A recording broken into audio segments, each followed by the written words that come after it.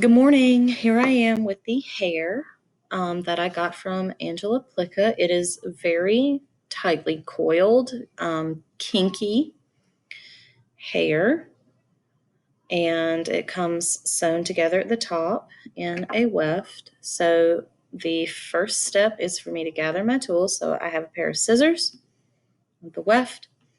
I have a comb. I have a toothbrush that I use for styling. I have some leave-in conditioner that I have mixed with 3 parts water. I have a piece of chalk. Whenever I'm rooting, I kind of keep a piece of chalk handy. The only tool I had to buy specially for this hair was this travel size flat iron hair straightener. So I got this one at just local drugstore, and the pad for the heat is about the width of my index finger. Right. So I'm by no means an expert.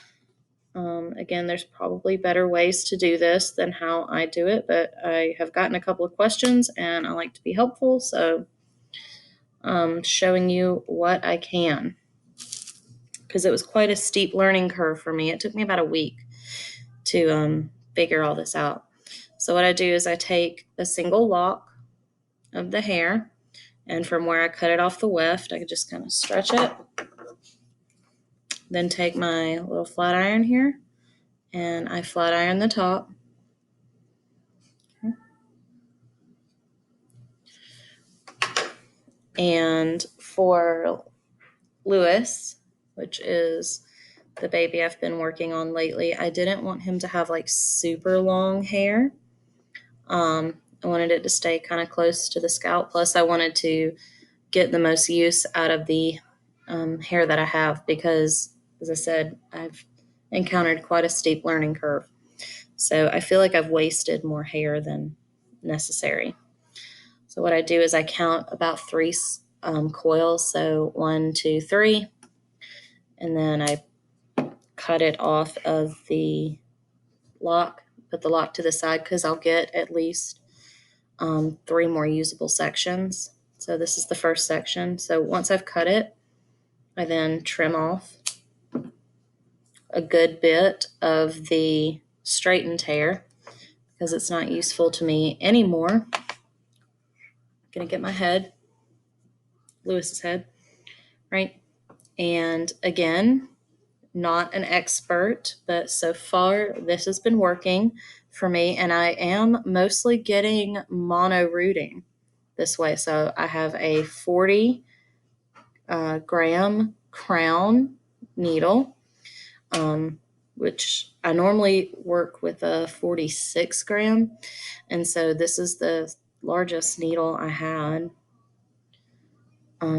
Angela did tell me that you could go up to a 38 and get good results. But so here's what I do. I lay the hair, and just like normal, make sure that the at the top is laying parallel to the hair, and I just root the cut end, and I do maybe 3 stabs and gently pull back. And the nice thing, I guess, about this human hair is almost all of it comes out mono rooted. I mean, there's a few in there where it catches 2 hairs at a time, but I'm not really stressing it. The hair is so just kinky, curly, bouncy that it disguises any of those double rooted plugs. And I will say that I guess to me it looks really pluggy because it's thick hair. I'm not seeing a lot of tails, which is nice. And like I said, most of my jabs end up being mono rooted, right? So I think it's just the width of the hair, and I'm just not used to it because I'm used to working with such fine hair, and this being human hair, it's pretty coarse, right? So I'm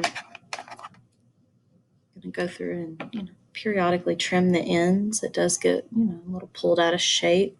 She holds hers from the top of the coil, and I've tried that. I just can't keep a grip on it. That way it all falls apart, and then little springy hairs go everywhere.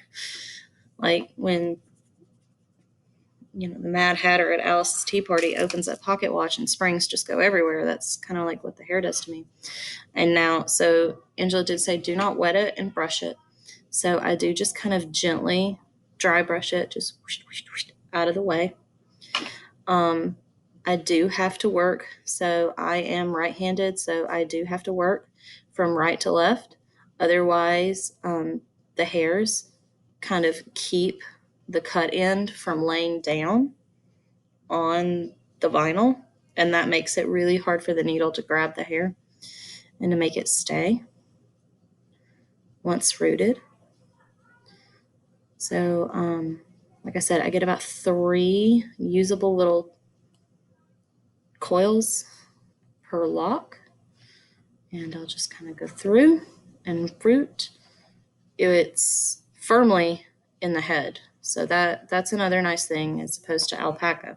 Like when you root this, it is in there, and I'll show you. So just inside the head, there it is. It's kind of messy looking. That bald spot is, right where I'm working, right there. So that is Lewis's rooting. I will say around the edges, it's a little messed up. So maybe like a drop of this. I do have some Lincoln long wool, and so it is not mohair. It's not goat. It does come from a sheep. It's very soft, and it is curly, but not as tight as this. And it really makes a nice transition at the temples. So where this hair transitions from the Lincoln long wool to the human hair is really nice. And I might add some kid mohair in here just to soften this hairline before I'm all finished. But that's what I've been doing so far. And thanks, guys, for always helping me. So I hope this helps you.